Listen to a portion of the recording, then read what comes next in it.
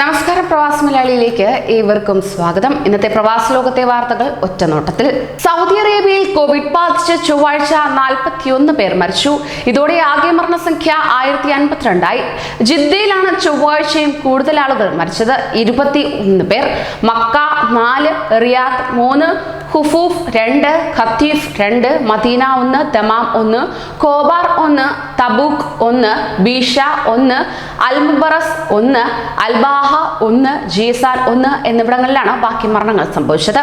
രാജ്യത്താകെ 4267 പേർക്ക് പുതുതായി രോഗബാധ സ്ഥിരീകരിച്ചു. ഒമാനിൽ 745 പേർക്ക് കൂടി കോവിഡ് സ്ഥിരീകരിച്ചു. ഇതോടെ രാജ്യത്തെ മൊത്തം കോവിഡ് രോഗബാധിതരുടെ എണ്ണം 20269 ഉയർന്നു. 2627 പേർക്കാണ് രോഗപരിശോധന നടത്തിയത്. പുതിയ രോഗികളിൽ 368 പേർ പ്രവാസികൾ, 377 പേർ സ്വദേശികളുമാണ്. 1586 പേർക്ക് കൂടി രോഗം ഭേദമായിട്ടുണ്ട്. ഇതോടെ രോഗമുക്തരായവരുടെ എണ്ണം 11089 ആയി. 6 പേർ കൂടി മരണപ്പെട്ടതോടെ മരണസംഖ്യ 114 ആയി. 14066 പേരാണ് നിലവിൽ അസുഖബാധിതരായിട്ടുള്ളത്. 56 പേരെ കൂടി പ്രവേശിപ്പിച്ചതോടെ ആശുപത്രിയിൽ ചികിത്സയിലുള്ളവരുടെ എണ്ണം 327 ആയി.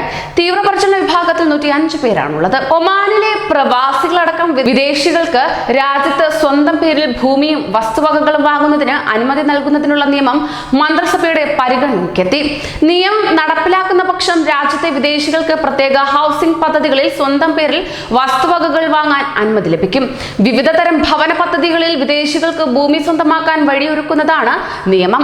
ഇതുവഴി വിദേശികളുടെ ആസ്തി ഒമാനിൽ തന്നെ തുടരുകയും രാജ്യത്ത് വിദേശ നിക്ഷേപം വർദ്ധിക്കുകയും ചെയ്യുന്ന തഫ്നീദ് പദ്ധതിയുടെ വാർഷിക ഇംപ്ലിമെന്റേഷൻ ആൻഡ് സപ്പോർട്ട് യൂണിറ്റിന്റെ വാർഷിക ഫോളോ അപ്പ് റിപ്പോർട്ടിൽ പറയുന്നു. നാട്ടിലേക്ക് പോകുന്നവരിൽ UAE കോവിഡ് നെഗറ്റീവ് രേഖ നിർബന്ധമാക്കുന്നു. പ്രഖ്യാപനം ഇന്നുണ്ടാകുമെന്ന് കോൺസുൽ ജനറൽ വിപുൽ പറയുകയുണ്ടായി. എന്നാൽ സൗദിയും ഒമാനും നേരത്തെ തന്നെ ഇക്കാര്യം പ്രഖ്യാപിച്ചിരുന്നു. കേരളത്തിലേക്ക് ഏറ്റവും കൂടുതൽ ചാർട്ടേഡ് വിമാനങ്ങൾ പറക്കുന്നത് UAE-യിൽ നിന്നാണ് എന്നതിനാൽ തന്നെ തീരുമാനം 100 കണക്കിന് പ്രവാസികളുടെ മടക്കയാത്ര അവതാളത്തിലാക്കുമെന്നതിൽ സംശയമില്ല. ഇതിനോടകം തന്നെ ഈ മാസം 100-ലധികം ചാർട്ടേഡ് വിമാനങ്ങളാണ് കേരളത്തിലേക്ക് ഷെഡ്യൂൾ ചെയ്തിരിക്കുന്നത്. ഇവയിൽ യാത്ര ചെയ്യേണ്ടവരെല്ലാം കോവിഡ് പരിശോധനയ്ക്ക് വിധേയമായി കോവിഡ് നെഗറ്റീവ് ആണെന്ന സർട്ടിഫിക്കറ്റ് കരസ്ഥമാക്കേണ്ടി വരുന്നതായിരിക്കും. ആഗോളതലത്തിൽ നേരിടുന്ന സാമ്പത്തിക പ്രതിസന്ധികൾക്കിടയിലും കുവൈറ്റിന്റെ സോവറിൻ വെൽത്ത് ഫണ്ട് സ്ഥിരമായ വളർച്ച കൈവച്ചു. 2008-ലെ സാമ്പത്തിക പ്രതിസന്ധിയെ തുടർന്നുള്ള വർഷങ്ങളിൽ കുവൈറ്റിന്റെ പരമാധികാര ധനഫണ്ട് തുടർച്ചയായ വളർച്ച കൈവരിക്കുകയാണെന്ന് കുവൈറ്റ് സോവറിൻ ഫണ്ട് റിപ്പോർട്ടുകൾ വെളിപ്പെടുത്തുന്നു. തുടർച്ചയായി കഴിഞ്ഞ 7 വർഷമായി തുടർന്ന ബജറ്റ് കമ്മി പരിഹരിക്കുന്നതിന് ഇതുവരെ ഈ പരമാധികാര സ്വത്തുക്കളിൽ നിന്ന് പണം പിൻവലിക്കുന്നതിൽ നിന്ന് രാജ്യം വിട്ടുനിൽക്കുന്നു. എണ്ണ വരുമാനത്തിൽ നിന്നുള്ള മിച്ചത്തിന്റെ ഫലമായി കുവൈറ്റിൽ $655 ബില്യൺ പരമാധികാര സമ്പാദ്യവും ഉണ്ട്. കോവിഡ് പ്രതിസന്ധിയുടെ പശ്ചാത്തലത്തിൽ നാട്ടിലേക്ക് മടങ്ങാൻ രജിസ്റ്റർ ചെയ്ത പ്രവാസികളുടെ പേരും മറ്റ് വിവരങ്ങളും സ്വകാര്യ ഏജൻസികളിലേക്ക് ചോരുന്നു. നാട്ടിലേക്ക് മടങ്ങാനുള്ള വിമാനത്തിൽ അവസരം തേടി എംബസിയുടെയും ക്വാറന്റൈൻ സൗകര്യത്തിനായി നോർക്കയുടെയും ഫോമുകൾ പൂരിപ്പിച്ച പലർക്കും നാളിതുവരെയായി എംബസിയിൽ നിന്ന് വിളിയെത്തിയിട്ടില്ലെങ്കിലും വിമാന സീറ്റ് വാഗ്ദാനം ചെയ്തുകൊണ്ട് സ്വകാര്യ ഏജൻസികളിൽ നിന്നും വ്യക്തികളിൽ നിന്നും വിളിയും സന്ദേശങ്ങളും നിരന്തരമായി എത്തുന്നുണ്ട്. വന്ദേ ഭാരത് വിമാനത്തിൽ 750 ദിർഹം മാത്രമാണ് നിരക്ക് എന്നിരിക്കെ 1500 ദിർഹം വരെയാണ് നാട്ടിലേക്ക് മടങ്ങാൻ വഴി കാണാതെ ദുരിതത്തിലായ പ്രവാസികളിൽ നിന്ന് ഇവർ ആവശ്യപ്പെടുന്നത്. കേരള സർക്കാരിന്റെ നോർക്ക വിമാനം ചാർട്ടർ ചെയ്യുമെന്ന് ഇതുവരെ പ്രഖ്യാപിച്ചിട്ടുമില്ല. എന്നാൽ ഇന്നലെ പല ആളുകൾക്കും നോർക്ക റൂട്ട്സിൽ നിന്ന് എന്ന മുഖവുരയോടെയാണ് വിളി വന്നിരിക്കുന്നത്.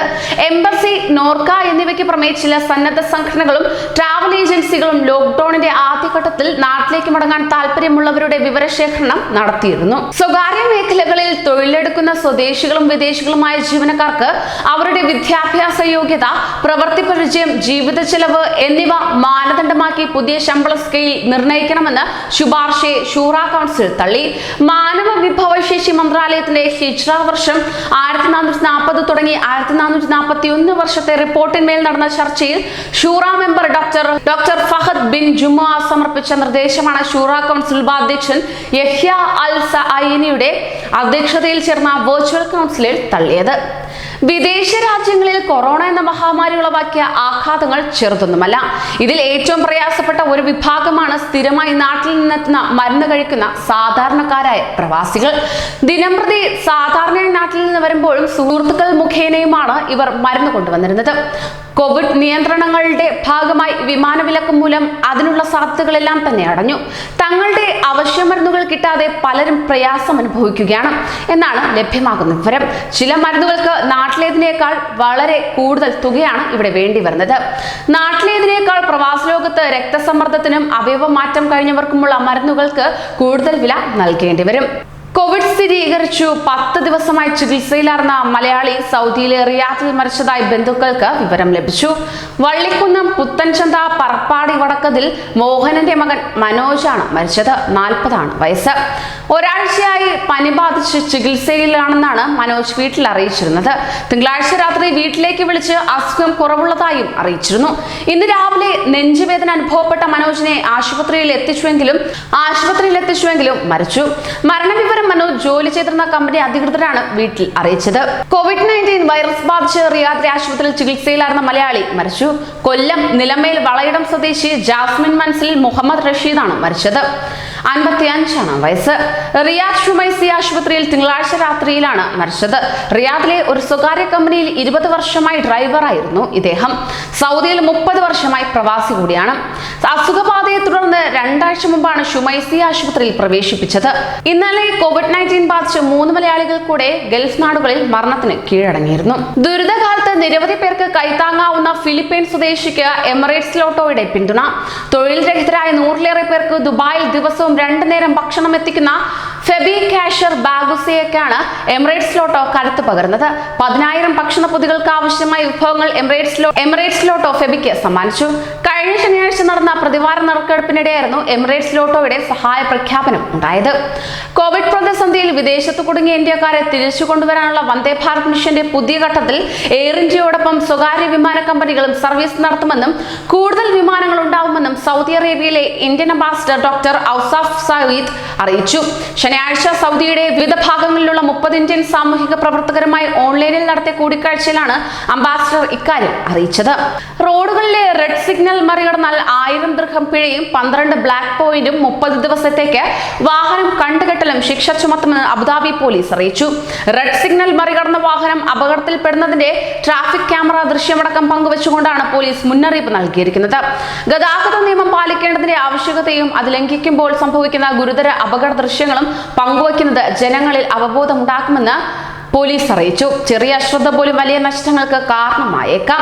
COVID-19 പ്രതിസന്ധി കാരണം UAE-യിൽ നിന്ന് നാട്ടിലെത്താൻ ആഗ്രഹിക്കുന്നവർക്കായുള്ള KMC 2ാം ഘട്ട ചാർട്ടേഡ് വിമാനങ്ങൾ 17 മുതൽ കേരളത്തിലേക്ക് സർവീസ് നടത്തുമെന്ന് ദേശീയ പ്രസിഡന്റ് ഡോക്ടർ പുത്തൂർ റഹ്മാൻ അറിയിച്ചു. 10,000 പേർക്ക് കൂടി യാത്ര ചെയ്യാനാകും. Abu Dhabi, Dubai, Sharjah, Ajman, Umm Al Quwain, Ras al Khaimah, Fujairah, Al Ain എന്നീ 8 കീഴ്ഘടകങ്ങളുമായി സഹകരിച്ചാണ് ചാർട്ടേഡ് വിമാനങ്ങൾ ഒരുങ്ങുന്നത്. UAE-യുടെ എല്ലാ ഭാഗത്തു നിന്നും നാട്ടിലേക്ക് യാത്ര ആഗ്രഹിക്കുന്നവർക്ക് ഈ സേവനം എളുപ്പത്തിൽ ലഭ്യമാക്കാനാണ് പദ്ധതി. കൂടുതൽ പ്രവാസി വാർത്തകൾക്കായി ഈ ചാനൽ സബ്സ്ക്രൈബ് ചെയ്യൂ.